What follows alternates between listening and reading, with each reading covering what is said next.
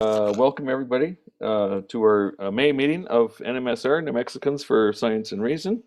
I'm Dave Thomas, and our hardworking Vice President John Covan is in the Zoom room.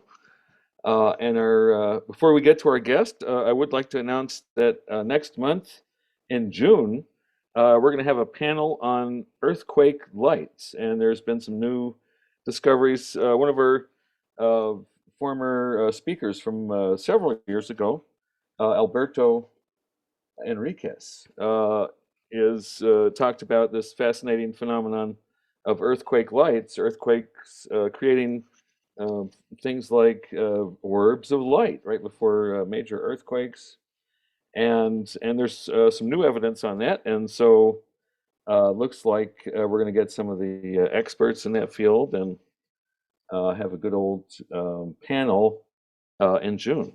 That'll be next month. For now, we're fortunate to have Nicholas Lamar Soutter. He's been a speaker a couple times before, and always well received. And today his topic is basically going to be an update on the topics of the day. We've got the war in Ukraine. We've got Russia maybe on the verge of collapse. We've got the Constitution of the United States in some doubt, and COVID, of course, still lingering. So Nick has a great YouTube channel called In Time, and I believe I have a link to it on the old website. And he is also the author of The Water Thief, a book about a dystopian future where everything, even the air you breathe, is a commodity. So without further ado, Nick Soutter. Oh, let me make you a co-host. Oh, well. Yeah. Okay. So there you are. All right. Well, thank you. So thank you very much for the introductions. So let me, I'll talk really about my channel because I think that's probably what's most relevant here. In Time News, Politics, and Culture. It's we regularly do interviews. We bring on different kinds of guests. Often, usually related to the social sciences. On occasion, it'll be something else. We certainly cover anything that's really current events. We try to take news and put it into a much larger context. We try to dig deep past what you may see in the media. One of the biggest ones that we did was Kyle Rittenhouse, where I think the media actually, unfortunately, did a disservice in regards to Rittenhouse. I was not a fan of Rittenhouse. I was not a fan of what he was doing by any stretch of the imagination. But I think there was a lot of misrepresentation in the media about that. So we tried to sit there and say, okay, here are the facts. We actually went mostly off of New York Times, which covered it very well, but they were one of the very few that did. We put up their footage. And that's one of the things we also try to do is to debunk a lot of what you see in the mainstream media, which on the surface level is usually reasonably accurate, but getting in below that can be difficult and challenging. We have a Discord server. We filter all the news through that, and the news is actually usually community outsourced. We also cover breaking news live, and because we work off of social media, and we work very hard to fact check as we go, but we're often able to beat mainstream media on live events. Now, with the SCOTUS decision, we were live with that an hour after Politico had that up. We also have correspondents. We actually have people that we contact and bring on air with us who will discuss these things with us. One of the ones that we've been relying on quite heavily recently is Commander Lance McMillan. Commander Lance McMillan was in charge of staging the war in Iraq. The first one to liberate Kuwait. He was staging out of CENTCOM for the Fifth Fleet and coordinated the entire landing. So he talked logistics, also talked about sort of how he understood. He used to be a conservative and, was in the military. That's not uncommon, obviously. But after that, and seeing sort of what had happened, not only did he basically become much more of a staunch liberal, but he essentially wanted to see the what was it at the time? It was I'm sorry, because it was the first war, so it would have been oh wow, I can see his face, but I can't think of him. The Mr. You go to war with the army you have, not the army you want. At any rate, uh, he's been a blessing as we cover Ukraine. We try to update Ukraine as needed. Sometimes it's every other day, even every day when this started. We also went live with that. We have to be the first news organ. We knew that the invasion was going to happen, and we'd spoken with them, and at this point we were very sure it was going to happen. Most people were saying it wasn't. We called it that it was, and I got a hit on my Discord, and they said all the cameras just went out on the Crimean border. I said, okay, it's probably happening now. And then we got footage online of a 7-mile long column going from Crimea to Ukraine. And so we look at this footage, and I was like, it looks real. We checked the geotagging. It was from that area. So we got to make a call. It's media. Do we go live? We just got this off the internet, but we're pretty sure it's legit. We're sitting here trying to figure out how we're going to figure it out. And my head mod says, wait a minute, does Google traffic work there? I said, yeah, I think so. So we go check, and sure enough, there's a 7-mile long slowdown in that area. So like, okay, that's it. Confirmed. First news story, first invasion in history, confirmed by Google Google traffic.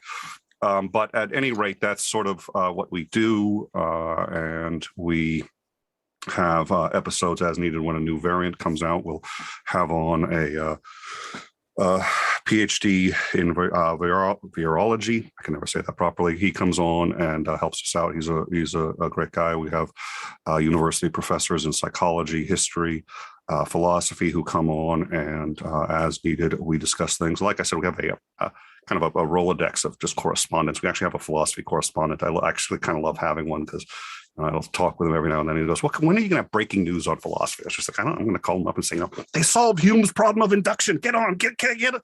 But and only the very few philosophy nerds are going to have any idea why that's funny. But at any rate, so that's what we do. Excuse me, when I'm not sick with COVID. So this is my third time on. I love coming on. Again, politics, social sciences is what's going on in the world, and trying to get sort of a deeper dive than you get in the news media. I think what you guys do is great. I've known Dave for quite some time now, and he's helped me out with a number of projects, including the Flat Earth Challenge on the Codex and a few other things. So I'm always delighted. And you guys have always asked just great questions. Last time we talked a lot about impeachment, about and in fact I'll point out I had said then, and I think that's why even though impeaching Trump would have put Pence in the White House, Pence, who I loathe, at least was institutionalized. He actually believes in the system, and he believes that the Constitution is the inspired word of God, so he would not violate the Constitution. I agree he would want a Handmaid's Tale in this country more than Trump would, but I found Pence to be nonetheless, at least he was qualified, less dangerous than Trump. So we had that discussion. We talked about the transition. We talked about a whole bunch of other stuff, and just incredible questions. So I really appreciate it, and I always enjoy coming on. So I think anything in those realms that you guys would like to discuss, either SCOTUS is obviously what we're covering now. I think a lot's been missed on that, actually, which is interesting. And we've talked to a couple of lawyers, and we're still trying to figure out how we're going to do a show on this. But between SCOTUS, COVID, and Ukraine, obviously, there's a lot to cover. So I'm happy to, if I can be of any assistance, or I think you guys probably remember me. I've been on a few times. So I think, I'll just ask a question, and if I can answer it, I'll do my best. Sounds great. Well, I wanted to talk about messaging a little bit. Like one of our senators today, Ben Ray Lujan, tweeted that he voted for abortion, and I'm really glad he kept up his end of the Democratic bargain there. But the language, I think that we should try to avoid saying I'm for abortion, because it's you're for baby killing in a way. I think it's better to say I'm for choice. Whether or not you're for abortion, you might be against abortion personally, but for choice, for a woman's right to choose what's going to happen to her body. And so I'm thinking the right way to approach it is is not to be pro abortion, but to be against a government mandated pregnancy and against forced birth, and for a woman's right to determine what's going to happen to her own body, and choice in that sense. So, what do you think, and what do you think has been missed so far? Oh, I am going to get to one other show just because this is an interesting one. We had on a Rutgers professor in psychology, but he also works at a science lab and has a pretty good science background on to discuss science communication. And it's been my experience that the best scientists are rarely good communicators. The best communicators aren't necessarily great at accuracy. It's funny, the two aren't always connected. You can sometimes improve your communication by reducing your accuracy because people aren't always interested in the fine grade and can get lost in that. So messaging is, I think, extremely important and very difficult. One of the best human beings ever to have successfully merged them is Neil deGrasse Tyson, who is an absolute wizard in that. I think messaging, especially in politics, is probably about the single most important thing that you can study and work on. And the reason is, if you say something poorly, if you do something poorly, it hangs around your neck for the rest of forever. It doesn't matter what you meant. One of the great examples, of course, was Kerry, when he said, well, I was for it before I was against it. A very inartfully put phrase for something every senator on the history of the U.S. has done at some point. They're always against a bill and then for it, and then that's where all the horse trading comes in. There's nothing surprising about that. There's nothing surprising about that to John McCain at the time when he was going against Kerry. But boy, did he use it. He knew exactly what he meant, and he knew there was nothing wrong with it, but he used it anyway.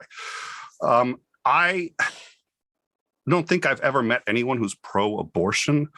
I've met people who are completely indifferent and who sit there and say, look, it's a clump of cells. Potential is meaningless, alternate realities and what it could have become. It's a clump of cells. That's all it is. And even if it was more than that, bodily autonomy, but it's a clump of cells. It doesn't matter what you do with it. The decent chance, especially if it's a woman's first pregnancy, she'll either get a miscarriage or what. So who cares? That's the most I've heard. And that's not pro-abortion. That's just completely indifferent. So I think you're right. And I think we also tend to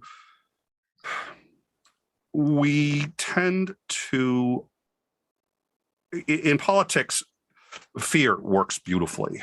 And telling people who to fear and who to blame for your problems is just a spectacular way. It's the sort of what is it?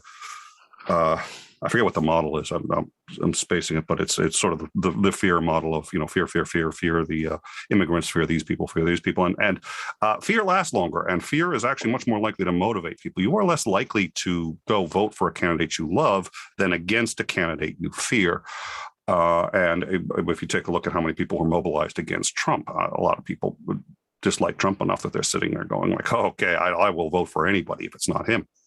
So it can be hard. Now, one of the problems is when you operate this way, you can shoot yourself in the foot, because then you have to solve problems with a whole bunch of people who expect you to act a certain way. And they say that in politics, you campaign in poetry, but you govern in prose, and it changes things. Though, and there's a very big difference between sort of the messaging and how you frame things versus what you do. It can upset people. But to try to bring it back to what you were saying, that's why both sides of the argument have tried to frame in terms of, because for messaging, nonetheless, when you talk about, okay, they're trying to take away our rights to an abortion, okay, now you're motivating by fear and that works. But when it comes to trying to sell the message to others, especially people who you're opposing, it's much easier to sell a positive message. I am for this. I am for life. So people want to say, I'm for abortion. Yeah. I've never really met anyone who's for abortion. It's pro-choice, and the reason they say that is because it does try to eliminate whether or not you would personally have an abortion if you have the option, and so on and so forth. And it sidesteps a whole bunch of landmines. I think for people who are new to the field of messaging, there's something that smacks somewhat dishonest of phrasing things that way, but there are so many landmines. And even when you're speaking with an honest interlocutor, someone who really wants to have a discussion with you, it can get very easy to be derailed, let alone when you're dealing with somebody who is so intent on winning because the issue is so personal that they'll either deliberately strawman you and say that you meant something. Yeah, again, McCain knew exactly what was meant by I was against it before I was for it. And again, that's one of the most common things in Congress, but he was able to spin that to he's indecisive. So messaging, it's very hard to overestimate the importance of messaging and framing things properly. And if it's a topic you care about, it behooves everybody to sit down and figure out how you're going to frame your argument, and framing the pro-choice argument as pro-choice. And is not in and of itself without some problems, but is probably the easiest and best way to frame most people's position on the pro-choice side. Okay. Jerry Aldrich had a question about Ukraine, little bit of a topic changer. He asks, what sort of evidence does Putin claim as reason for worrying about Nazis and neo-Nazis in Ukraine? I don't think he claims much of any. There is some evidence. We know that I think there was 11 people who were fascists in the Ukrainian military. And I think there's reason to believe that that was about the extent of it. 11. You'll find that many in the U.S. military who are neo-Nazis. And if you look for them, you'll find them. What was unique about this 11 was that they were pretty brazen about the fact that they were neo-Nazis. And I think the Ukrainian army was in the middle of doing something, but a video famously leaked of, okay, here are these neo-Nazis. And it was sort of like, yeah, but this isn't, speaking of framing, of messaging, right? This wasn't representative of the Ukrainian army by any stretch of the imagination. They were extremists. The army was aware of them and was dealing with the issue. Obviously, Zelensky is Jewish, which has become almost a throwaway line. I don't mean to use it that way, but I mean, I think it belies credulity that this was a serious problem. But there were a few. And again, that's not to be, you can find a few of extremists in any army of any size. So I don't know if that video circulated widely. I know it circulated widely very briefly when the war started in sort of more, quote, neutral areas as evidence that he was maybe on to something. He wasn't, obviously. He doesn't need evidence. The Russian culture is very different. I've spent a lot of time studying Russian culture. When I was in high school and college, it was something where at the time it was the Cold War. We were told they were our enemies. So one of two things is true. Either they're our enemies, in which case it's important to understand them. It's important to speak the language, which I did. I learned the language. I spent a month in Russia. I was one of the last Americans out of the Soviet Union. I was out about 24 hours before it collapsed. By the time my plane landed, it was done. But the assumption of most Russians, it was startling to find out that most Russians, and that was the other possibility, which is they don't hate us. Maybe it's their government who says that a lot, and the people love us. And I was surprised at how many Russians remembered World War II and felt saved by America. And the average Russian was always struck me as closer to our ally than our enemy. But that's not the rhetoric of the government. And they do, for the most part, what the government tells them. It's a very different culture over there. The other thing is they assume everybody's lying to them all the time. This is part of what comes from having a secret police. They lie to each other all the time. They don't think of it as lying. It's a defense mechanism. Again, this comes from having a secret police. Anything you say can and will be used against you by everybody you meet. At least in the former Soviet Union, the culture has carried on, and some of that still exists. The FSB is not a friendly organization. So they probably, and to the best of my knowledge and having spoken with a few and having a few in our live chat on occasion, they assume that he's lying. how much is really at issue. And they assume that in the end, he's a decent leader and he's not really throwing away Russian lives needlessly. I don't think that's the case. I think he is throwing away Russian lives needlessly. And I think the situation is much more grave than he is letting them know. They don't believe him, but they don't disbelieve him either. So when they see news, and it does filter through, not a lot, but it filters through a lot more than he'd like it to. But when they see news of what's actually happening in Ukraine, usually they say, okay, well, this is probably also a lie. It's not that they believe Putin. They just don't believe that either. And the attitude of Russians is, for Americans, would be kind of defeatist, which is they've just given up on trying to figure out what the truth is, and they muddle through their day anyway. It's not necessarily a deterrent. They've had to live with this most of their lives. So there is a breaking point, and there always has been. They've overthrown dictators before, as what we've been calling it on our channel is a deposed with extreme prejudice. And there's been serious talk of that happening to Putin. In fact, that's kind of been our goal. One of the reasons we target the oligarchs around him is most of those oligarchs are murderous SOPs, just like Putin. Putin, by the way, and I say this, I think it's worth noting and being aware of, he's killed people with his bare hands. We know that. He was an assassin for the KGB, and a brutal, ruthless human being. A lot of the oligarchs he has around him are of a similar mindset and came from the same background. He understands that background. He trusts them. The oligarchs have no loyalty to him outside of the power and money that they provide. They don't like him. They don't care about him. They're not his friends. As long as he answers the question, what have you done for me lately? They're happy with him. We target them because they are willing to find a way to get rid of them if things get bad enough. So we make the original sanctions package that we hit. Jesus, I want to say, I'm trying to remember when I wanted to say, I forget when it was. I want to say 2002. That can't possibly be right. But one of the very first sanction packages we hit actually didn't include him at all, included most of the oligarchs. And the reason is we were hoping somebody would get rid of them. And that's still very much our hope. And the fact that one of the oligarchs put a wanted dead or alive poster of Putin on LinkedIn with a request that he be removed with $1 million reward on LinkedIn, which I'm pretty sure violates the terms of the service, suggests that, people have thought about it. And the Russians have a huge tolerance for this, but it's not unlimited. And when you start hitting them, and I think the most brilliant maneuver so far is just having Ukrainian soldiers call up their family and tell them what's going on. That they're not going to put up with, I don't think, for any extended period of time. And that's starting to filter through. And the fact that there's any protests in Russia, successful protests, suggests that Putin has a lot less of a handle on this than we've ever seen.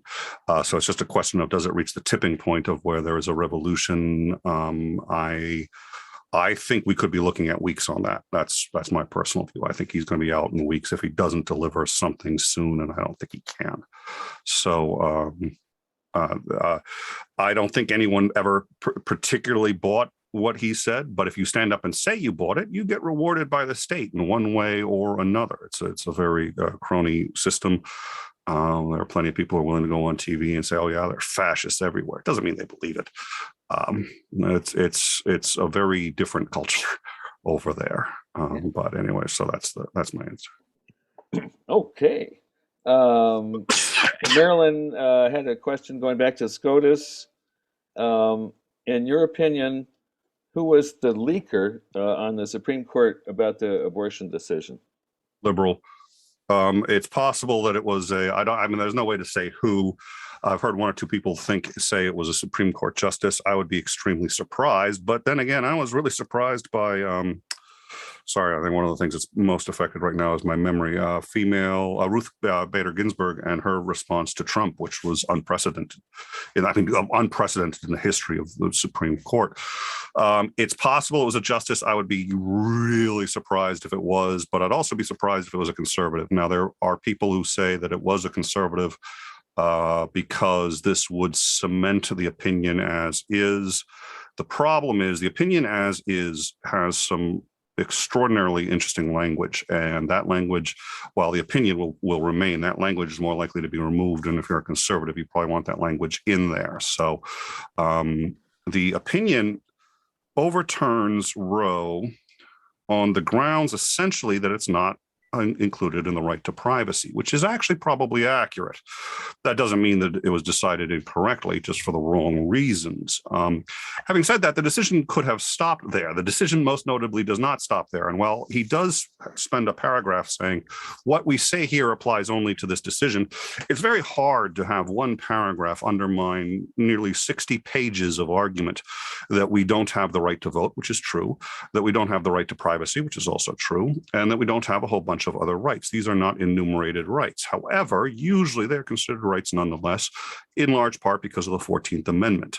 His entire argument eviscerates that.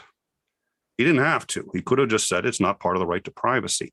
Instead of just saying that, which would have been sufficient to overturn Roe v. Wade, he goes into the court history of recognizing rights that don't actually exist. The problem is these are rights like Miranda.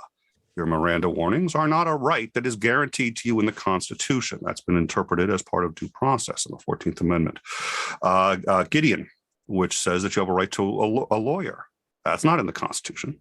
It's not anywhere in the Constitution. But there was an interpretation that really the Constitution and due process cannot be fulfilled accurately unless you have a lawyer. So there are, and this gets into marriage. And Alito has already said that he does not believe gay marriage is a right in the Constitution. And the reason is because, and he gives a very precise argument for how you would know that a right that isn't in the Constitution is still a right you should have based on, in particular, the 14th Amendment. And the two criteria are it's necessary for what is called, quote, ordered liberty, which you can get into if anyone's interested, and two, that it is steeped in the tradition of the U.S. And he argues that abortion is not. I think he is, in fact, correct on that one, that abortion is not steeped in the U.S. Tradition and so on and so forth. He makes all of these arguments, and that's fine. But he makes this so unbelievably narrow that things like the right to vote, which, again, is not in the Constitution. You do not have a right to vote. You don't have one. Now, the way the Constitution handles voting is it says, really, the states are the ones that vote, not you. You've never voted for president in your life. And I think we had this discussion, in fact, last time. Most, unless you've been a delegate, you've never voted for president in your life. The states vote. And the Constitution is explicit that each state can decide how it's going to apportion its delegates and do it any way it wants to. So if some state says, what we're going to do is we're going to put all the ballots in a box, we're going to drop it in the bottom of that tank of the octopus that just randomly picks things, and we'll let the octopus decide. They can do that. That does not violate your rights according to the Constitution. Recently, when issues like gerrymandering, which is one of the greatest threats, in my view, to our democracy or republic, or however you wish to frame it based on the conversation you're having, one of the greatest threats to it, I think, is gerrymandering. I think it's an extraordinarily serious problem. The only argument that we have against gerrymandering is the right to vote, which, again, is not in the Constitution. So you have to argue it through Article 14. So far, that's usually upheld, but not always. That's why gerrymandering is so hard to stop. That decision, the SCOTUS decision as it was leaked, is poised to undermine every single piece of progressive legislation that has passed in the last 50 years. This includes, but is not limited to, gay marriage, interracial marriage, the right to vote, obviously Roe v. Wade, and all of these other things. And I have to believe it's deliberate because he could have overturned Roe v. Wade without it. So who leaked the document? That's a very good question. The argument is conservatives because they wanted to cement the decision.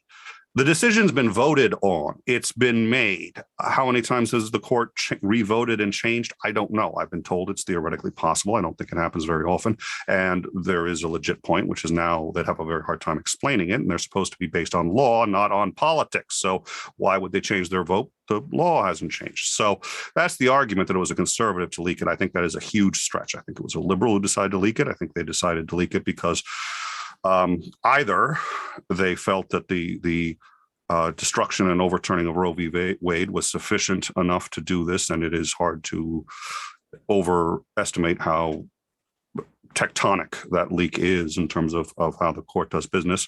Or in my view, probably more accurately, they took one look at this and said, oh, he's not overturning Roe v. Wade. He is overturning the entire progressive agenda over the last 50 years. And they said, I'm going to stop this. So now what can happen? I don't know if it will, but he says this was his first draft. So he writes another draft, still overturns Roe v. Wade, but rolls back the language that it can potentially assault everything from your right to vote to Roe v. Wade, again, to interracial marriage. And I do think that if this is published that way, that will come up. It'll be a few years, but somebody in Texas will bring that up, and that'll be coming before this Supreme Court. And he's already said the right to marry he'd overturn if he gets a chance. So this is poised to overturn all of that. I think people who say that this is about Roe v. Wade have missed the forest for the trees, and it is much worse than that. So I guess you don't cotton to the theory that it was Ginny Thomas who leaked it to get the heat off of her and her text messages to Meadows. I hadn't heard that particular one, but actually, if it was a conservative, I figured it would be her. And the reason is because she is absolutely one of those people who thinks she's above the law in each and every way. She strikes me as an extraordinarily selfish person. If the leak came from either, if you said, Nick, the leak came from either a Supreme Court justice or a spouse of the Supreme Court justice, she'd be my pick. Yeah, absolutely. I hadn't heard that argument, but that wouldn't shock me. Okay. So let's see. Sylvia Ramos had the comment that Senator Lujan should have said, I voted for a woman's right to choose what she does with her body. I'd go for that. Jerry Aldrich pointed out when on the Ukraine and the Nazis that he said that was claimed. It wasn't proven or anything, or they don't have evidence. They claimed evidence. Well, they claimed evidence, and we believe he was told by his the former head of the FSB and one of his top military advisors, whether this guy believes it or not, or was telling him because he was told to tell him, even maybe by Putin, we don't know. But Putin, it looks like, is going to have surgery for some kind of cancer in the abdomen region. When he does, he's going to have to hand over control of the country to somebody. We believe he's postponed that. He was supposed to do it on, I think it was April 2nd, and he postponed it. Originally, the excuse for postponing it was that he wanted to be there for the Victory Day on May 11th. But at this point, we believe he's postponed it because he knows once he goes under, if anybody wants to kill him, that's going to be when they do it. So he has to trust the surgeons. He has to trust the security. His security, he's handpicked, and he knows what he's doing. The rest of it is difficult. And if somebody wants to seize control, that's when they're going to do it. So I think that's why he's postponed it. But all that notwithstanding, yes, they've claimed evidence. They've never demonstrated any that I'm aware of. Yeah. So Tish Morris had a question about Syria, that Assad had success because of the Russian Air Force, and that wasn't so long ago. And now people are saying the Russian Air Force cannot be a strong offensive force in Ukraine. So what changed between Syria and the Russian Air Force being more powerful than it is now? That's a good question. I can take a stab at an answer. I'm not going to claim to be an expert on this. There's a few things that I will claim to know, and I'll interpolate from that. My suspicion is that it's not so much that things have changed. It's a couple of different things. First of all, in Syria, they did not have the kind of weapons and training that they do have in Ukraine. They did not have the kind of support that they have in Ukraine. The Ukrainian army has been preparing for an invasion for a very long time. They also have a pretty decent Air Force. Their Air Force, by the way, has pilots that are far more experienced than the Russian Air Force. The Russian Air Force, unfortunately, dropping a bomb on a population isn't particularly difficult to do, especially with guided munitions. Dogfighting is. And in dogfighting and in evading any kind of anti-aircraft, the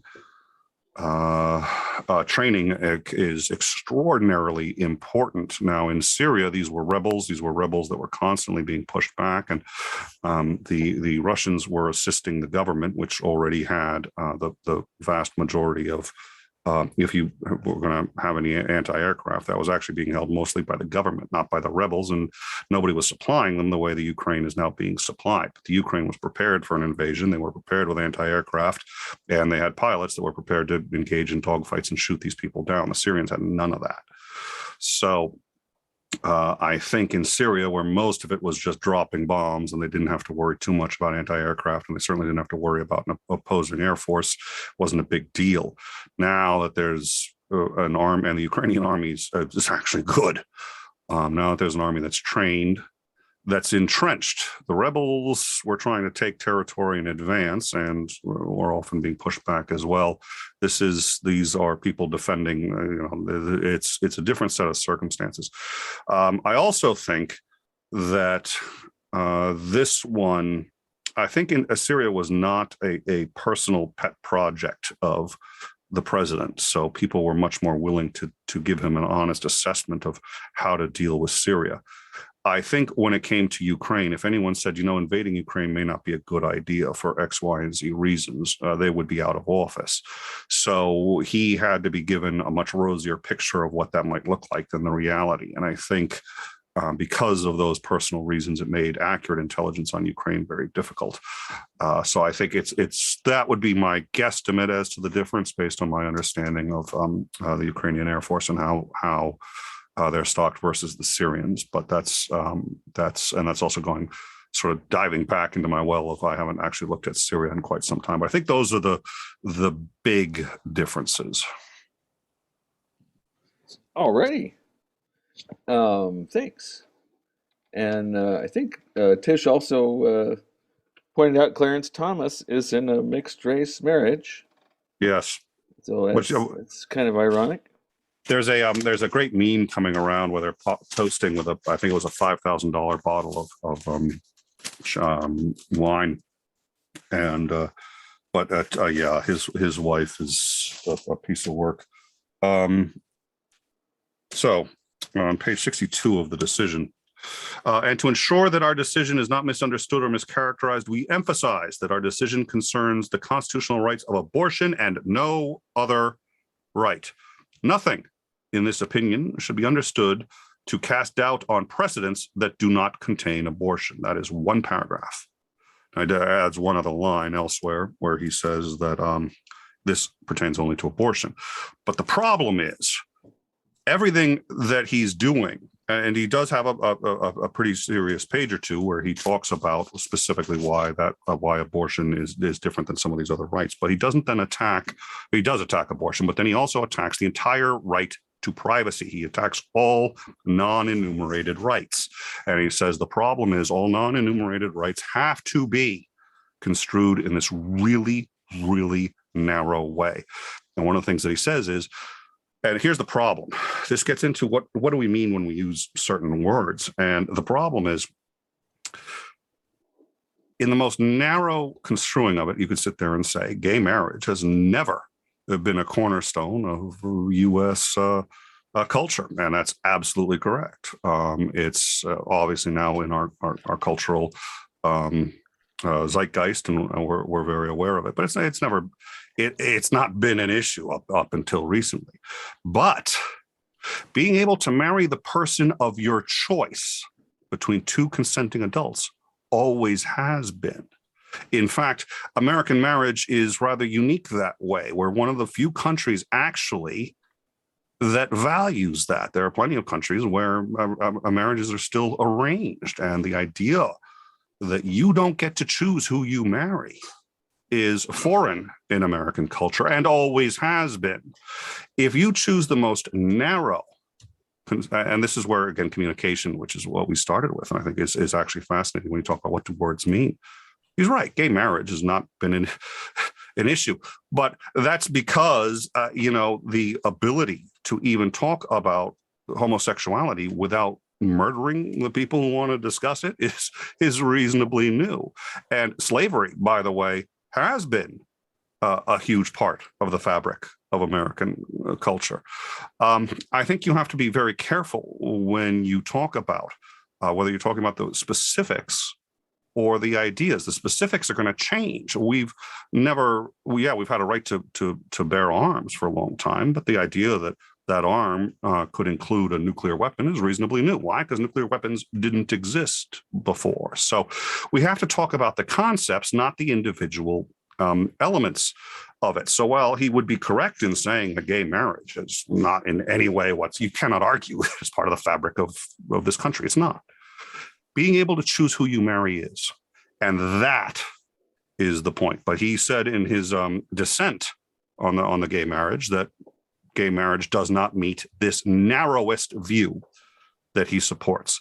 That is the view that he is now going to try to get enshrined in precedent going forward. And while he says that, that this decision only applies to abortion, his opinion on that does not. And he is cementing the most narrow view that, again, can hit all of these topics. It's quite staggering, and I encourage people to actually read the opinion. It strikes me as being deliberate. This is an attack on. And by the way, I've spoken with conservatives who are sitting there saying like, yeah, that's what this is, and some think that's great. Most actually don't, for any number of reasons. But this is not an attack on Roe v. Wade. It is the first and quite a significant, a very well executed blow to undermine all of the progressive agenda as it's been for the last 50 years. And if it is published this way, it will move in that direction quite well. Yeah.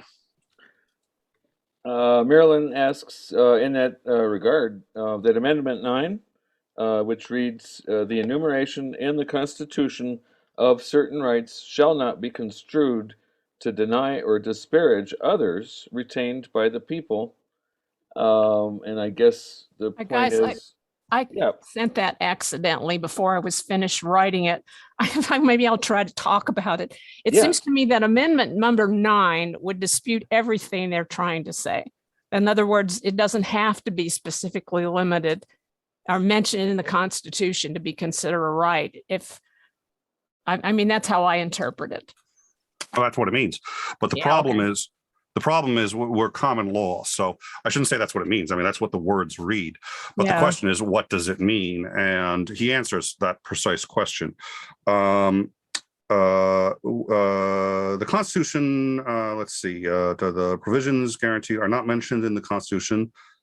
Therefore, all rights are one of two kinds of rights. They're either enumerated rights, in which the Constitution explicitly grants, or they are rights which are granted either through 9, through 14, or through other, which are not enumerated, but we say we have anyway. But in order for them to fall under 9 or 14, it would have to agree with two, it would have to clear 2 bars, and these were set in Washington v.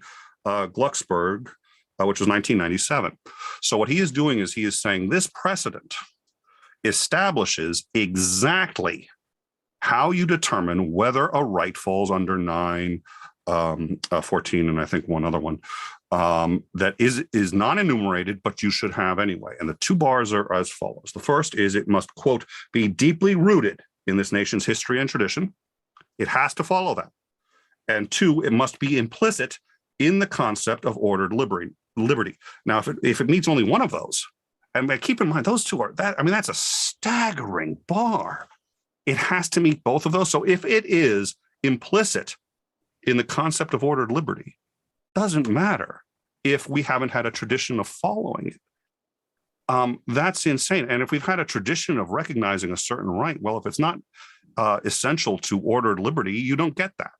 So that is the bar now set by precedent. It's actually already been set by precedent. The precedent hasn't been followed particularly tightly. And that's one of the points that he makes. He says, Roe didn't follow this precedent. This is a precedent already set by the court saying, yes, we have other rights that aren't in the Constitution, but this is the bar. This is how you determine it. Roe violated that bar. That's why it's out. And he spends 30 pages explaining why the bar has to be that tight. And the problem is, that means every other right that you can think of has to follow into, if it's not enumerated, it has to follow into those two for 9 or 14 to apply. And you can sit there and say you disagree, but unless the legislature changes it, then we go by the precedent set by the Supreme Court, whose job it is to interpret it. And what he is trying to put down in precedent right now is that is the only possible interpretation. And any decision that comes up after this is going to go before this same Supreme Court. That's why I think what is happening in this decision is so staggering and so important. That makes sense? Yeah. Yep. Yep. I just hope nobody will notice that. That's all. Well, not many. I hope everybody notices it because I think it was deliberate.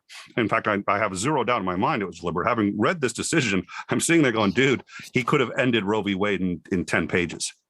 And if he wanted it to take 60 because he wants to sound erudite, he can do that. It's not that hard. But he spent most of the rest of the pages explaining why the due process, right to privacy, a few other rights, why they have been interpreted way too broadly, and they have to be interpreted under this most narrow interpretation. But again, that means your right to vote is in jeopardy. That means right to marry who you want to is in jeopardy. It's not just Roe v. Wade. This is a vehicle for him to a much larger process. And if people don't notice, I'm concerned. Now, people have noticed the Roe v. Wade part, and that's excellent. And I'm glad people are protesting and doing something about it. But I think they're missing the forest for the trees. It's much worse than that. And again, yeah, he can't rewrite the Constitution, but he has a lot of say on how it's interpreted, and he's made it crystal clear how it should be interpreted. And when this dovetails with his dissent opinion on the gay marriage issue, he will overturn gay marriage. Now the question comes, what happens when some idiot, because no state, even the most racist state you can think of, wants to go down on record as challenging interracial marriage? It doesn't need a state. It needs a governor and or a lawyer and a suit that's willing to take it that far. You don't think somebody in Texas is going to think of that somewhere along the line? There are some pretty cray-cray lawsuits out there. So all it takes is one of those getting up to the Supreme Court, and he's already set up in his dissent and in this how he can overturn it, when he can sit there and say as well, nobody's against, well, some people are against interracial marriage. Nobody in this court is, of course, but again, it's a states' rights issue, and I've already got 60 pages saying why it's a states' right issue, and I'd be a hypocrite if I changed my mind. So boom, done. And truth be told, I mean, I think that's a problem. How many people does that affect? That Roe v. Wade affects probably far more people. But in terms of, I mean, think about what kind of country we're living in, whether that could even, so that again, that's why we're right now on the show. We're in the process of talking to any number of constitutional scholars. I'm like, wait a minute, is our read on this correct? And we're trying to figure out how to frame this, because I think this is an example of what we do on our show, which is talk about things that people may have overlooked. It looks to me like this is a deliberate attempt to undermine absolutely every piece of progressive legislation. Now, keep in mind, and he makes this argument, and we can get into the views on conservative versus liberal on this kind of issue. He's not saying he's against abortion either. What he's saying is this is something to be determined by the state. And in fact, what he's saying is, I want the people to decide. And the people decide by electing people who make the legislative decisions. I don't think a court should decide. A court decided this. Nope, we shouldn't have decided it. The states should. So he's kicking it to the states and, in his view, to the people. And he can do that with absolutely everything else. So he's going to sit there and say, I'm not saying gay marriage should be illegal. I'm not saying interracial marriage should be illegal. I'm saying that's the people's decision, and they decide that by choosing their electors and the legislature. So that's what's going to happen. Yikes.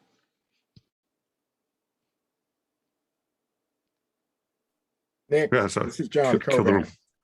Well, that was good, sir. Nice to meet you. Yes, sir. Got a question for you. Please. There used to be a guy by the name of Marshall McLuhan. And if I'm not mistaken, he was the medium is the message guy. That was one of his phrases. I assume that he died some time ago, and that he might not have been living when social media reared its ugly head. So my question is, what might he have thought or said about the impact of social media on messaging? That's a really good question.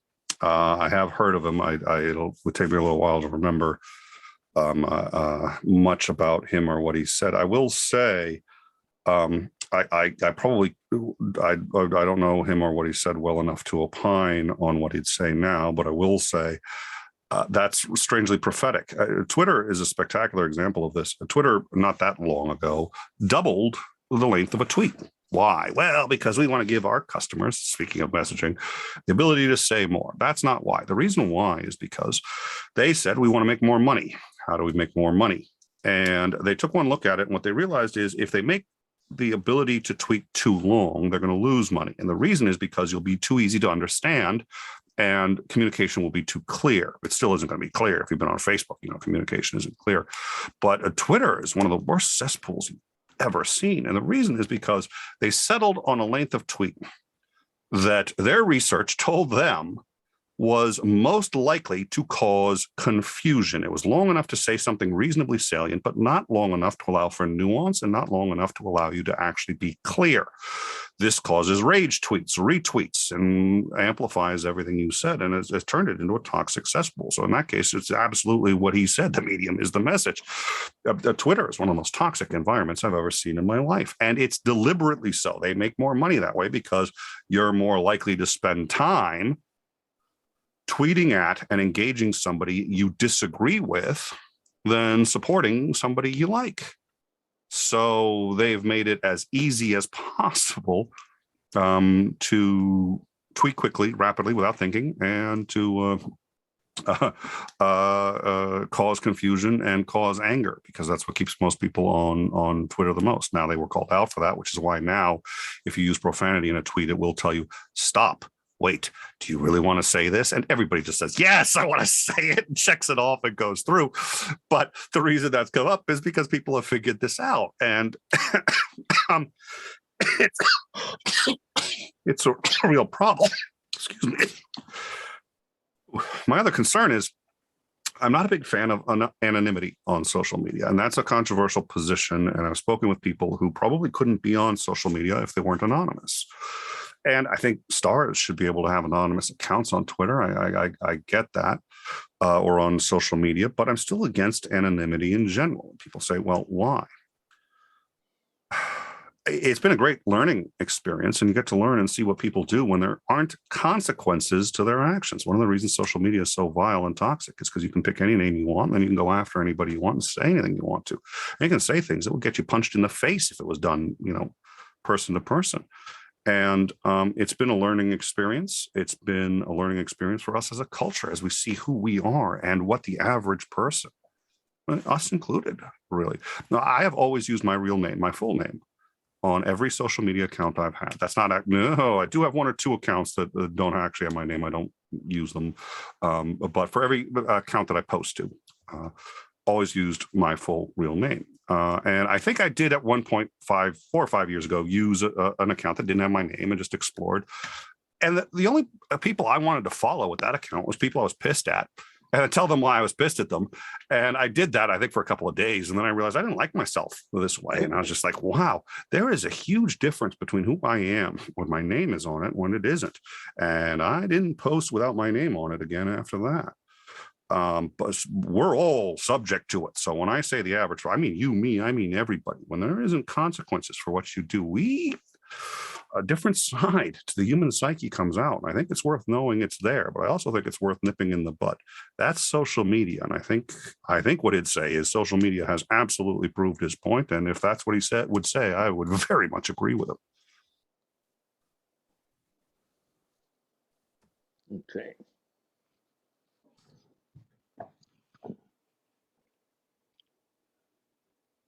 Oh, so I don't know if anybody's seen that clip of Ted Cruz complaining about the protesters at Judge Alito's house, and he actually came out and said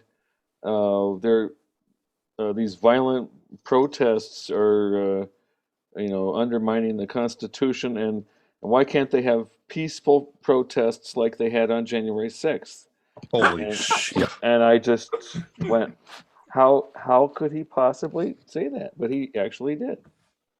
So Yeah, my but my question is, if people are lying that much, it's like Bizarro World. I don't know if you remember Superman, but there was this crystal version of Superman, Bizarro, and so he did everything backwards. So if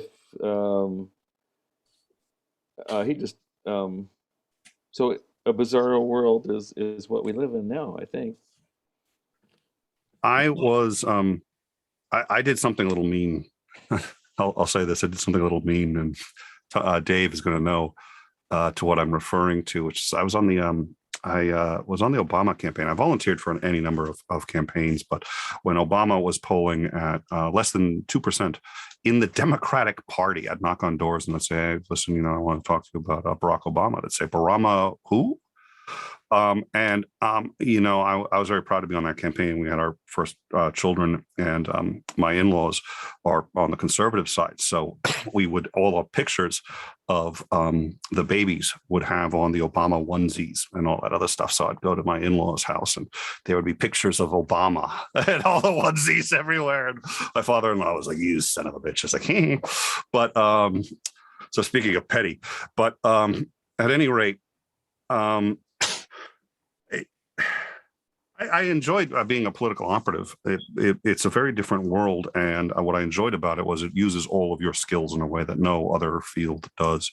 Every language I've ever studied, everything I've ever learned in high school that I could remember, I needed at some point. And you'd meet people of all walks of life, and you'd have to communicate with them and try to get them to understand how and why you're doing what you're doing. It was the most challenging thing I've ever done. But the one sort of drawback to it is the amount of cynicism, especially for people who've done it. But that cynicism, unfortunately, tends to be about the only thing that works. There's a reality which makes lying very easy to do. And that reality is you could have the best policies on the planet. You could literally turn the US into a panacea if you become president. But the key word there is if, and you cannot govern if you are not elected. And so what people who have strong political beliefs end up doing is they start with, I'm never going to lie. Then they get to, well, I'm going to sort of bend the truth and I'm going to this or that. And then eventually they get to, well, I'm going to lie, but only because I don't have really the time to explain the nuance of it and yada, yada, yada. And then it gets to, well, I'm going to lie, but really it's for their own good. And then eventually it's like, I don't care what the truth is. The reality is I know what's best for my constituents. I have to get elected to do that best. So I will say whatever it takes to get elected. And the reason I walked through that entire thing instead of just going to the end is because I think there's some people like Mitch McConnell who have gone so far off the deep end. I don't think he cares about anything other than his name, his reputation, and the power that he has. I don't think he is under any illusions that he's doing this for anyone other than himself. Cruz is a tougher call, but I will say this. I know a lot of politicians who are perfectly willing to lie to anybody and everybody, but they justify that very much on the grounds that they truly believe they have something that they can contribute, may or may not be true, but they have something that they can contribute that's better than what other people can contribute, and they're fully aware that if they don't get elected, they can't do that, so the ends justify the means. I remember the first time I myself caught Obama in a lie, and he said something. And at first, I remember just going into the defense of saying, "Yeah, it's true." And I was like, "Wait, that can't possibly be true." And I was like, "Oh shit, he lied."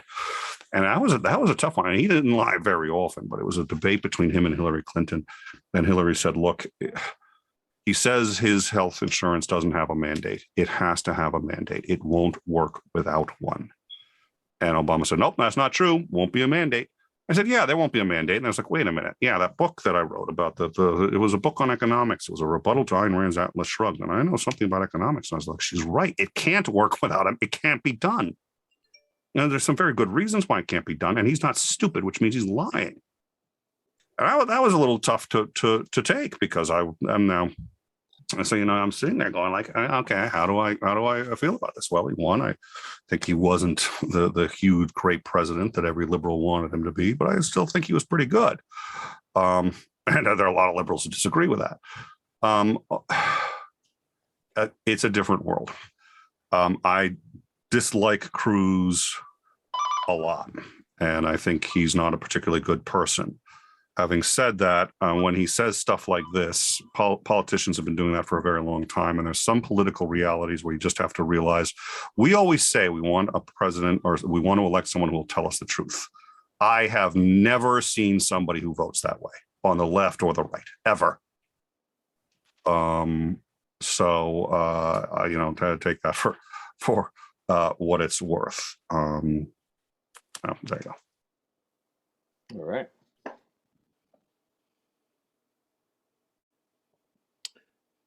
Okay. Well, let's give anybody else a chance to jump in that hasn't had a chance yet. I hope this is helpful. I mean, I'm answering these a little bit more verbosely than usual, but I figure this is a crowd that's going to like nuance and like detail. So Yeah, I'm it's fascinating stuff so far.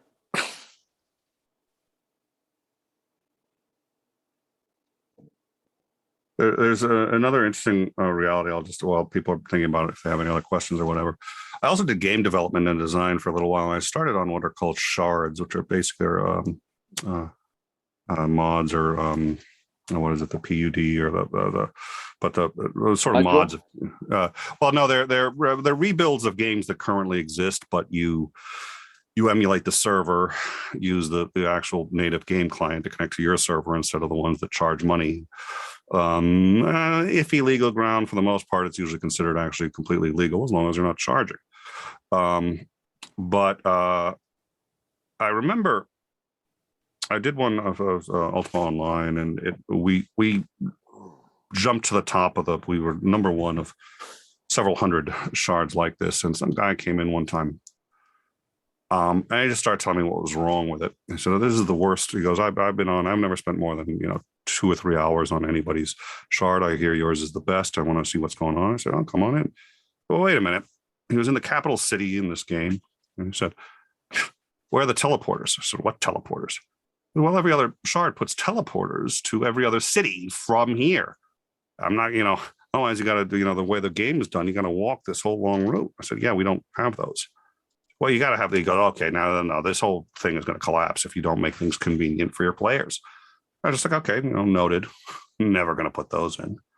And it starts telling me how to correct all this stuff. And it's this huge wish list. Well, you should give this bank that just distributes as much money as people want. Then you can just get all these super weapons and go out and try them and have fun with them. Well, it's the same thing with people who get spoilers. So many people say they want the spoiler. They want to know. And once you tell them, they're disappointed you told them. People say, "Well, I want to cheat in the game." So you can cheat in just about any game you want to now, because somebody makes the game, a cheat comes out for it, and you can install it and rewrite the code in the memory of the computer. The trainers rewrite the memory and give yourself godlike powers. But once you've cheated, average person who loved a game, once they cheat on that game, will quit within 2 or 3 days. Why? That's what they said they wanted. It's been my experience, and there's I think a Chinese curse: "May God give you everything you ask for."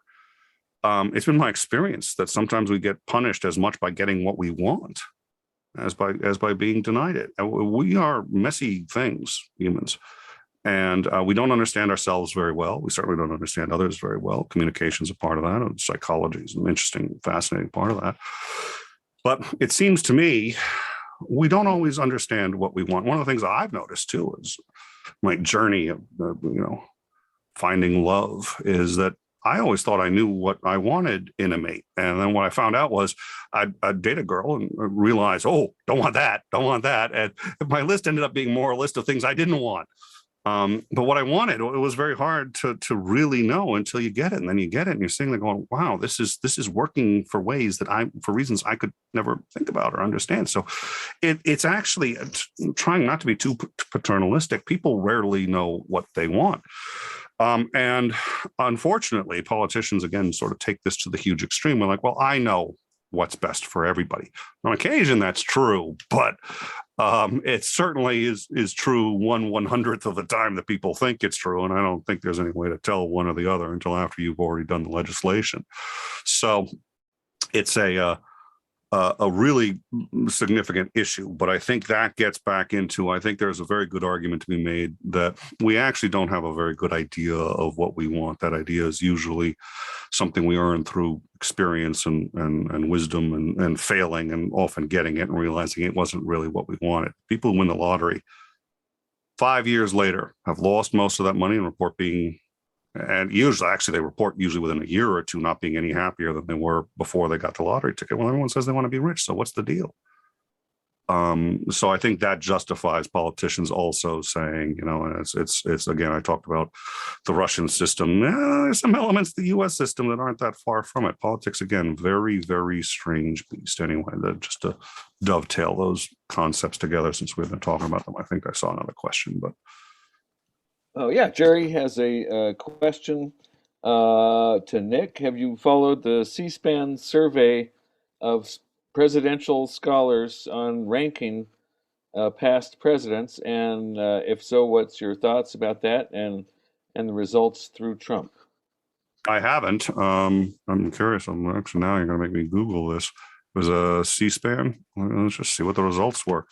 I mean, C-SPAN. Trump is in the lower quartile. Trump is in the, well, that's well, if you're a student of history, I mean, there are presidents who did some pretty remarkable things. I will tell you, I am not convinced, and this is going to sound awfully conspiracy theories, but I am not convinced that Lyndon Johnson did not know ahead of time that there was reason to think that Kennedy wasn't going to survive Texas. And that's a whole nother thing. Okay, so here it is. And Lyndon Johnson has a pretty dark history if you take a look at his governorship in Texas. And there's reason to believe that he... was he ever governor? I think he was senator. I thought he was governor. I could be wrong. No, I'll have to, it's been a while. Oh, he was senator? From representative to Senate. Yeah. Franklin Pierce, James Buchanan. Yeah, this list looks pretty accurate to me. Hoover, Van Buren sometimes ranks at the bottom. Hayes always ranks pretty low. I mean, this list is about what you'd see. Nixon's a cute one. Nixon was a very good president and did a lot of things quite successfully that people couldn't do. Yeah. He was a EPA, narcissist. China. Yeah, China. Yeah. Now, obviously, Vietnam, he got wrong. He got a number of things wrong. And the ultimate problem is, and this is, I have a theory I've been thinking about for a while. And it's not a big theory. I'm sure there's probably already evidence psychologically to suggest this. But my theory is that there is a direct correlation between success and paranoia. And the reason is because once you get a taste of success, you would like to see the success continue. But especially when you talk about evolution and how we sort of guard against losing things, once you have success, the people who are most likely to maintain that success are going to be people who have some kind of instinct against others who are trying to impede that success. So it wouldn't shock me if there's a pretty strong correlation between how successful any human being is and the level of paranoia that gets induced by that success. So not saying that they became successful because they were paranoid, but if you take somebody who has no paranoia and then have them have success after success after success after success, A, they will probably become more arrogant and believe that they are ordained or entitled in some way to the success that they've had, and B, become very protective of it to the point where they will start to see, and there's always jealousy. So, you know, there's another saying, nothing inspires hatred like success. And there is some truth to that. But I think when you have a lot of success, you start to see challenges to that everywhere, and some of them are legit and some are not. And it seems to me like Nixon succumbed to that big time, and he made some pretty serious mistakes, obviously, But I think on the whole, and not really studied his presidency, but from having a pretty good overview, I think he was a much better president than he gets credit for. But people tend to most remember what you did last. Well, he was smart, but he was also a son of a bitch. Yes, he was. Yeah. It's incidentally, Nick, you might be interested to look at the breakout on the 10 different factors where the rankings are made. There is a not a spreadsheet, but a table, and I've forgotten what it's called. But anyway, it shows voting by quality on the 10 different qualities, and Trump is absolutely last, scraping the bottom on moral authority. He only breaks out of the bottom quintile barely on persuasiveness in public speech. So he's really sold his messages of dissent and division and so on. But that's why he's down bottom of the line for moral authority, because he's such a liar. There's a decent study in messaging. Now, he has a different tactic than a lot of people, but his tactic was very effective. He was actually a pretty good messenger, and I think he got that from sales.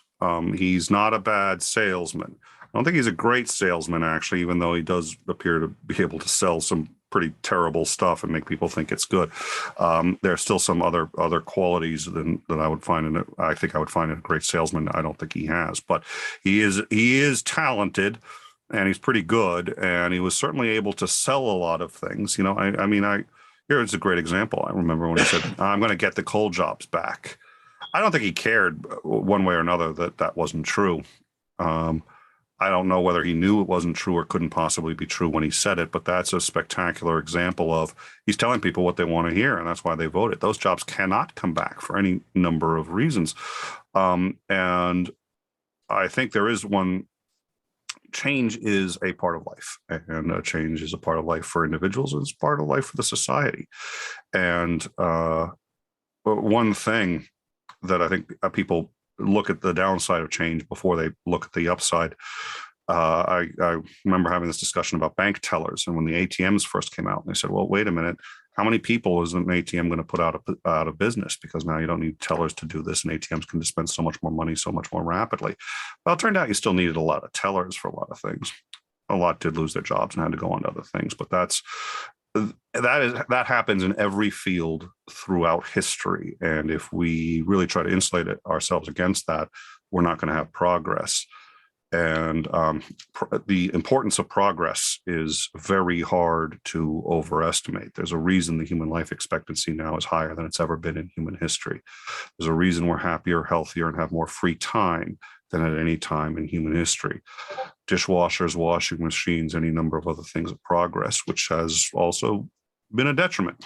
But you can't let perfection be the enemy of progress. And the reality is those jobs are not coming back. And I think most people here have some idea of how or why. We can get into that. It's a separate issue. But and that's not easy for individuals. But now I'm saying that as a guy who has the ability to be a bit more fluid in what he does. So I will admit I'm in a bit of a privileged position there. But I think historically that's a position that has borne out. We have the medicines we have because of progress. We have the seatbelts, the cars, the everything because of huge numbers of inventions that unfortunately put a lot of people out of work. So it's always a trade-off. That is true, and I don't think that should be forgotten. But I don't think you can sit there and say that we're going to undermine future generations by saying we're going to stay static when we really can't. Yeah. So seatbelts, it's really an intrusion on personal freedom in the cab of the car. It is. And that's a tough one, because there is actually a kind of a legit argument, which is the government does force you to insure your car. Now, if the government didn't enforce you to insure your car, that would be one thing, but the government does. And there's probably a very good reason. Well, not probably, there are very good reasons why you have to have car insurance, if nothing more than just liability insurance. But as soon as you have to have that insurance, the problem is somebody has to pay for that insurance. And we all pay for it, but insurance rates all go up the more people die. So even if I'm a great driver, if lots of people are dying on the highway, my insurance rates go up, and I am required to buy insurance. The government is mandating this. I don't have a choice. So now the question becomes, okay, since I am going to suffer the consequences of more deaths on the freeway, am I entitled to say, well, then you should wear a seatbelt, not even necessarily to protect against, you have the right to do stupid things if you want, but you don't have the right to make me pay more for insurance, which I have to do if you're being stupid. And that argument may sound circuitous, but I think it's an interesting argument, but it dovetails with a whole bunch of other freedom issues. But I'm not a big fan of mandating seatbelts for any number of reasons, but the reality is I don't see an easy way around it. Incidentally, it's not just deaths, but the injuries probably bulk larger by a large margin than deaths. It's a significant numbers, but the actual cost. Yeah, it shifts the whole window. If you have a significant injury, that injury probably would have led to death if you hadn't been wearing a seatbelt. If you have a minor injury, it probably would have been significant if you weren't wearing the seatbelt in general. There are cases, rare cases, where seatbelt actually causes more injury than you otherwise would have had. But on the net, the seatbelt reduces the severity of injuries by I forget what the numbers are, but it's almost like 70. It's actually a huge number. Well, I always wear mine. Yeah, So, I always wear mine too. Tish has a question about the SCOTUS. Some are saying the dog that caught the car is the GOP right now with their current SCOTUS Roe versus Wade opinion. So they may get what they want, and I guess it could come back to bite them. What's your thoughts on that? That depends on how quickly people figure out how serious this is. I think it's serious either way, and I don't want to, and this is getting into messaging, right? If I sit here and say, look, Roe isn't the biggest part of this, it's all these other things. A lot of people, especially people who are vehemently pro-choice, are going to sit there and say, oh, so you don't care about Roe. No, it's not that. It's that I think that that's actually a very large part. But if everything I said is in fact how it is, and I suspect it is, then Roe isn't actually the worst thing that this overturns. It's the right to vote that it challenges. And while I don't think anybody has in any mind saying that they would stop you from voting, that right to vote is how we keep polls open. It's the only shot we've got at turning this into a national holiday so people can vote, so that you can't be forced to work so that you can't vote, so that we can't do the dirty tricks that keep minorities, who happen to often vote liberal, from voting. So you can't do gerrymandering, all this other stuff. All that hinges on the right to vote. If that gets overturned, your opinion on Roe doesn't really matter, because if you can't vote, what does it matter anymore?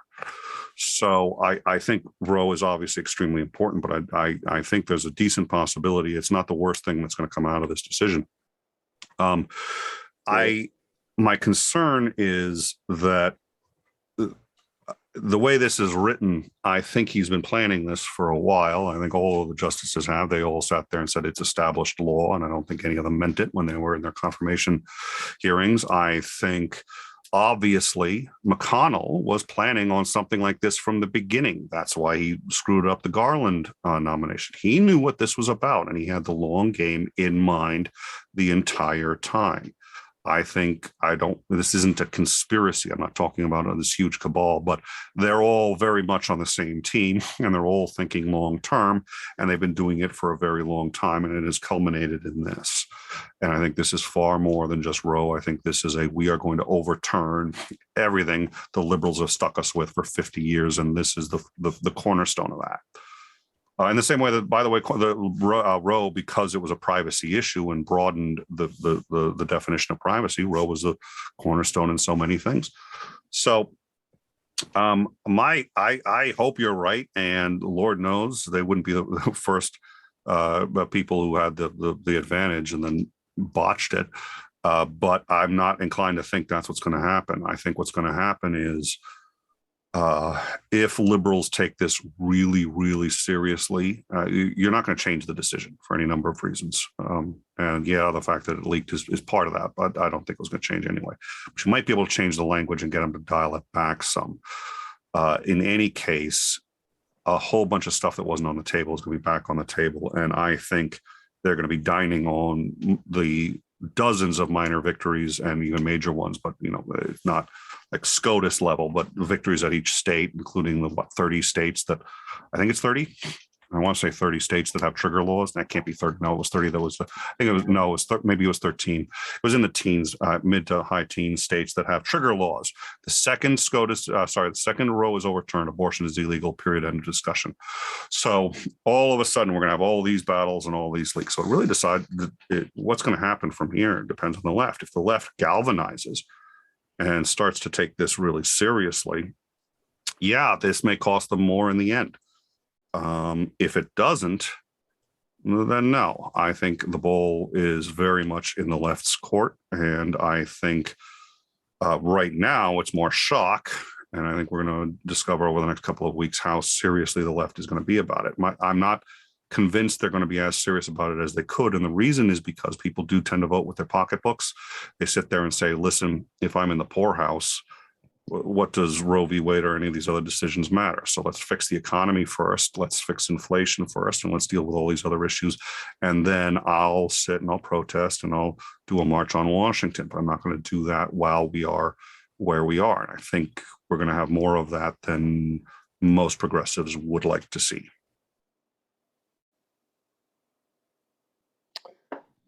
All righty. Jerry asks, what proportion of the draft opinion is taken up by the disclaimer or disclaimers saying this only applies to abortion? One paragraph. No, I'm asking as sort of an estimate of what fraction of the overall opinion is occupied by these disclaimers. The reason is that the blue pencil of revision could easily strike those out. It's my impression. He won't. He can't. He can't strike those out because nobody he needs could that as amend cover. it and retain it in a more less obvious way. Yeah. Well, he needs it as cover because otherwise he's going to get roasted for attempting what I think he's attempting. So I think he's done this so that nobody can accuse him of trying to overturn say interracial marriage. In my mind. As But the thing is, in the revision, this is a first draft as it's been purported. In revision and discussions and so on, they can essentially remove the starkness of that disclaimer, mute it to the point where its substance is still there, but not as apparent. And if it comes out in the final opinion, he can take all the heat he gets because it's a fact of complete. Yeah, I don't know. I don't think you're going to see it reduced any more than it is now. I'm pretty sure it's not going to get reduced anymore. But as a percentage, okay, the opinion was 90 pages. 30 pages of that was citations, so you got 60 pages left. I'm looking at one element of it now that represents 1/3 of a page, and he added a sentence other than that, so let's say 1/3. So 60 pages of a decision, 60 times 3, 6 is, so 180 so it's about 1/180th of it. Okay, below 1%. Yes. That's my guesstimate, just as a quick. Well, no, that's below, all. Below 1%. Yep. I wasn't going to ask characters. Yeah, that's it. I appreciate that. Saves me reading the damn thing. Yeah. No, it's very easy to find. Like I said, I mean, I already read it. It's one paragraph and one sentence that I've seen. It's well, it's I'll be honest, it's well written, which you'd expect. I mean, he's not stupid, but it reads like somebody who had that in his pocket and had the decision for years. Yeah. I don't think. But I should add one more element. This is Please. a first decision. He may, and it was supposedly written in response to a request from Thomas.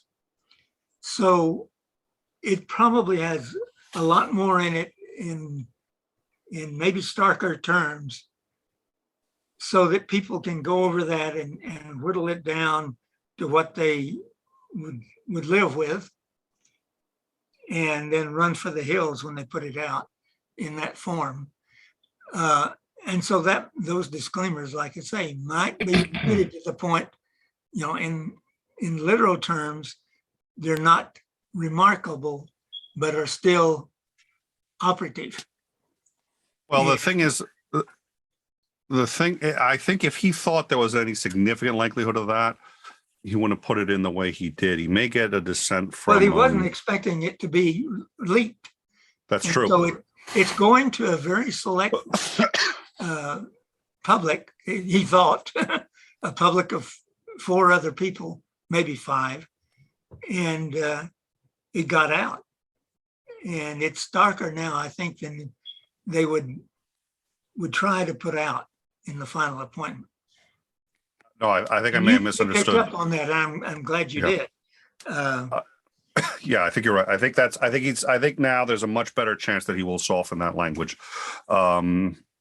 Any justice who really wants to distance themselves from it can write another opinion, and they can. It doesn't have to be the majority opinion, and they can have agreed, but say I agree for different reasons. That happens all the time. But I think you're right, and I did say that earlier, and I stand by that. I think there's no way that this leak is going to overturn it, but there is a distinct possibility that this leak will dial back some of the aggressiveness towards non-enumerated rights. But this is a very serious, and I challenge anyone to read it and tell me I'm wrong. I'd be happy to. This isn't a challenge on Roe v. Wade. It is written as a challenge on all non-enumerated rights and attempting to set precedent to dramatically reduce them. Scary. Which would, again, it would include Miranda, what's his name? Gideon was your right to an attorney. Miranda is your right, is the right, actually, yeah, it's the right to be informed of your rights before you're interrogated. That's obviously not in the Constitution. And there's no way, there is zero way that clears the bar that he put here. That does not clear it, just doesn't. Nor does the right to an attorney. Yeah. Now, that doesn't mean that they're interested in overturning it, but somebody's going to be interested in overturning it, and he set a precedent. Ammunition now. Yep. Yeah. Well, it's about 8:30. That was a fascinating discussion. Thanks ever so for coming in all the way from the Northeast there. Hey, Dave, do we have time for one more quick question? Okay, shoot. It's John Coban again. This is another oddball question. All right. I was listening to NPR a day or two ago, and they were talking about the EPA's process for reviewing new chemicals that show up every year. Apparently, there's hundreds or thousands of chemicals that show up and supposedly are supposed to be reviewed by EPA. Well, that doesn't happen in the least. Every one of these things gets okayed, and it traces back to this revolving door where industry reps wind up working for the EPA, and then they just go back and forth between the EPA and industry. And so I'm curious, the message that I would have gotten from Biden's election was that, oh, well, he's a progressive kind of person and he's going to solve some of these problems. Well, they haven't even touched that. So what do you think? I think he hasn't touched that because I think he's not as there as we would like. And I think the evidence that he is, and by the way, I'd said at one point that I thought there was some evidence that Trump was in on early onset dementia. People like, you're just saying that because you don't like him. Well, I love Biden. I don't necessarily, I mean, just as a, he's hard not to like as an individual, whether you agree with his politics or not. And I have no doubt that his age is showing. I have a suspicion he's not going to run for another term. If I had to guess, what he's going to do is he's going to resign with a year left, maybe a little less than that. That puts his VP, Kamala Harris, on to be able to run as the incumbent, which is an advantage usually. So I think the odds are greater than not that that's what's going to happen. I don't think it's a mortal lock, but I think he doesn't want to go for another term. So if he had all his faculties with him, and if he had been elected when he really essentially was, if he had won instead of Obama, I think you'd have seen a very different person. I think the time since when he first ran for president and now has taken a tremendous amount out of him. So I think the expectations that you would expect, you have to realize it's his chief of staff and the other people immediately around him who are setting the agenda much more. And while politically they're allied, there are differences in that area is going to be one of them. This is the crew to ask this question with. Does anybody know who has inadvertently killed more human beings than anyone else alive and done the most damage to the entire species? One person. There's a YouTube video about that. It's the guy that put lead, ethyl lead into gas so it wouldn't knock. Thomas Migley. Now, everybody knew lead was a poison. Everyone had known lead was a poison before that for some time. The question was, how poisonous was it? Well, it turns out it's actually extraordinarily bad. IQ has dropped across the planet as a result of this. And IQ is actually really extremely important for the species. It's basically the reason we are the dominant species on the planet. So this guy found a way to stop the engine knocking by adding not that much, but nonetheless lead to gasoline and poisoned everybody. Now, could this have been found sooner and when? Obviously, it could also have been found later. So let's be thankful that it was found when it was found. But the question isn't, is something like that going to happen again? The question is, when will it happen again? I am much more of a capitalist than people seem to think I would be. I definitely believe free markets are spectacular, and I think they're given a bad rap when they shouldn't be. The biggest problem with free markets is when you get crony capitalism. But I don't think the free hand of the market solves all problems, and I'm not a neoliberal. And I think you have to have regulation for any number of reasons that have been demonstrated time and time again. This is absolutely one of them, and I think we have to. Human beings are extraordinarily fragile things, and the introduction of this was a very small thing. He wanted to stop engine knocking, so he put lead in gasoline. Said, "Wow, this works," and it was catastrophic. I mean, this altered history. I mean, imagine if we all had 15% higher IQ points. Now, the reason IQ is 100 is relative to the norm. It's the way the scale works. You don't. It's not like we would have been 115, but the 100 bar would have been at 15% higher. So I think that kind of thing has to be guarded against much more than it currently is. Unfortunately, we as a species have a number of things we're good at, but we are as good as we are at using our prefrontal lobes and understanding consequences for our actions. We are better at dealing with the consequences than we are at forecasting them or allowing sorry, let me rephrase that, than trying to prevent things. We're better at dealing with, we prefer to deal with the consequences of a problem than avoid the problem in the first place. One of the best, actually, I believe it's the single best indicator of success. One test, here's another question. I realized, Dave, the last couple of times I asked questions last time too. I think you got them most of the last time too. You friggin' know it all. Show off. Okay, Dave. I'm going to ask Dave. Begins with the letter M.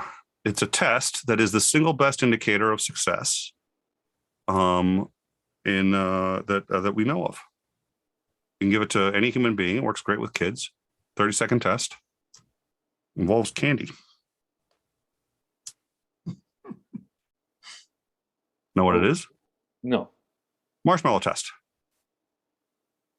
I will give you 1 marshmallow now, or if you don't take that marshmallow now, I'll give you 2 tomorrow. What do you want? Kids who say 1 regularly, let me rephrase that. The kids who say, I'll take 2 tomorrow, regularly succeed higher in life than the kids who say, I'll take 1 now. It's delayed gratification. We're good at it as a species. We're better at it than any other species on the planet. We're still not great at it. So when you sit there and say, well, we could poison ourselves, and gee, we should find a way to insulate against that. Human emotions, sort of this desire for seeing the results here, now, today, still a very big part of us, that has a tendency to win out. Now, there's a state of equilibrium, which is where we are. It's not like an either or. We do take some precautions into the future, but that's why climate change is such a problem. That's, again, also why messaging is so important, is because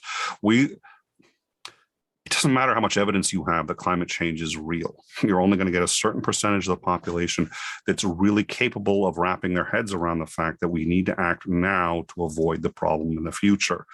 We are an extremely adaptable species, and we tend to prefer to deal with the problem once it smacks us in the face than dealing with it ahead of time. We're not as good at that. Marshmallow test is a very good indication of people who are good at that kind of thinking. It's not an either or. They're smart and stupid people on both ends of the spectrum, but the ability to delay gratification and to realize that investing in the future is important, those people are the most successful in life. We don't have as much of that as we should. What you outlined is, I think, a very good example of that. Biden, I think, would want to improve that. And I think there's a whole bunch of problems. You see this in the FDA too, in the approval of drugs, and drugs that actually shouldn't be approved, but there's a lot of backroom deals and and it gets back to justifications, right? If you can justify it, you can say, well, these are good and important drugs, and we should get them out there. And 9 times out of 10, they're right. But the problem is, we're not concerned about the 9 out of 10. We're concerned about the 1. And if it turns out to be deadly and kill everybody, I'm not actually worried about that. I'm not worried about that. You know why COVID has been so hard to stop? It's not deadly enough. It's not deadly enough. If COVID killed everybody let's say COVID had a 50% mortality rate and you died within 2 days of getting it, do you think we'd have any problems with these mandates? You wouldn't be able to get people to leave their homes. If you said everybody should go into work tomorrow, people would say, screw you, I'm not going into work.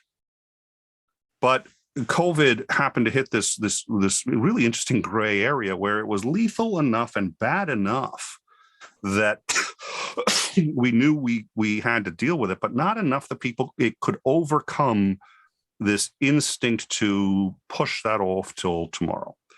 And and what a lot of scientists were saying was, well, wait a minute, we don't know the effects of long haul COVID. Or is it stored in the testes? Does it do damage to generations coming? There's some evidence that suggests it can. We don't know. And unfortunately, we as a species, our forte is the prefrontal lobes are better than any other species on the planet, but they're not as good as they could be. No, I'm just going to end up repeating myself. I think you got where I am on that. We don't, as a society, we're not, and that part of that's education. And actually, honestly, that gets back to my channel and a whole bunch of other things. One of the things I always talk about why I do the channel that I do. I have some friends, we all started channels at roughly the same time. And one of my friends' channel has 10 times more subs than we do. And he's like, well, I know more about YouTube than you do. I was like, no, you don't. I could have those subs. I could easily have those subs. It's actually not that hard to get a successful channel on YouTube. Usually it's you go out and find other YouTubers and attack them. That's the way to do it nowadays. Or they'd go in and weigh in on Amber Heard, say something that's marginally a defensible statement and get people pissed at you. It's a great way to do it. You can make a lot of money that way, and a lot of people have.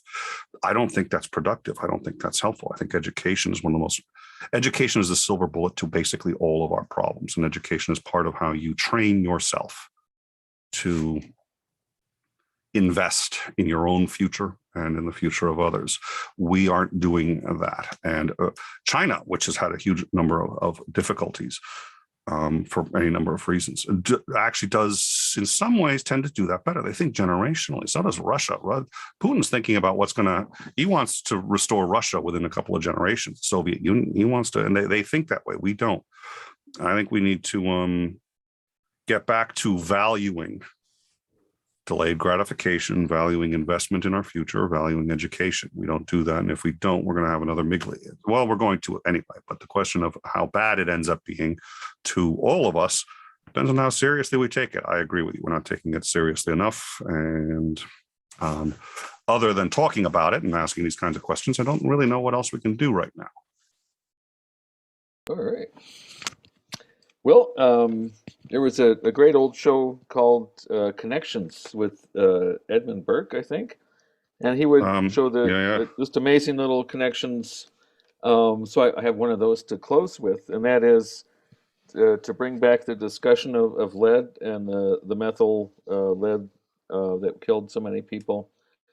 Bring it back to creationists and the age of the Earth. The guy that figured out There you go. where that lead was Claire Patterson, who was the first guy who actually was able to measure the age of the Earth with uranium lead dating. And before that, we thought maybe 3.5 billion, but Patterson nailed it, 4.5 billion using meteorites. So that's your cool related fact, but fascinating discussion, Nick. Thank you so much. Thanks Thank you, much. Robert. And My Claire pleasure. Patterson spent 20 years fighting the methyl guys. Yeah. Right. But yeah, he was the one that established all the contamination. Yeah. One person who needs to get a little credit there too is Harrison Brown, who was the funder of that, or he's the guy that actually raised the funds for Patterson. Yeah. Patterson was not a grant guy, but Harrison Brown really was.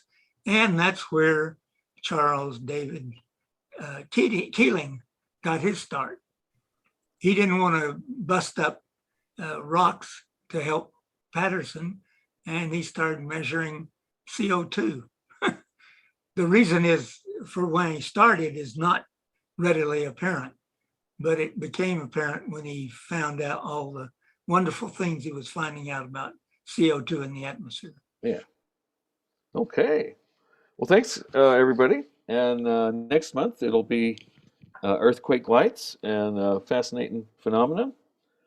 So take care out there and be careful, and catch you next time.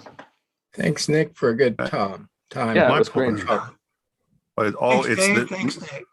my third time coming, and it's always been an absolute delight. So you have great questions, and you let me ramble. So I'll always accept an invitation to a group that'll let me continue talking. So thank you guys so much. Excellent. I appreciate it.